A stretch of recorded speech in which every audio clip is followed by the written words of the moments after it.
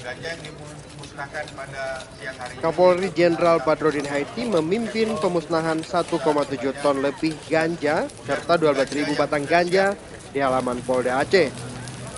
Pemusnahan barang bukti ganja yang disita tahun 2015 ini merupakan hasil tangkapan Direktorat Narkoba Polda Aceh, Polresta Banda Aceh, Polres Aceh Besar, dan Polres Loksmawe. Sepanjang tahun 2015, Kepolisian Daerah Aceh berhasil mengamankan ribuan batang ganja dari 235 hektar lebih ladang yang dimusnahkan. Kapolri Jenderal Badrodin Haiti meminta masyarakat membantu polisi untuk mencegah peredaran narkoba. Sejauh ini Polda Aceh juga rutin melakukan patroli laut untuk mencegah masuknya sabu dari luar negeri. Dari Banda Aceh, Ferdian Majini melaporkan untuk Aceh Video.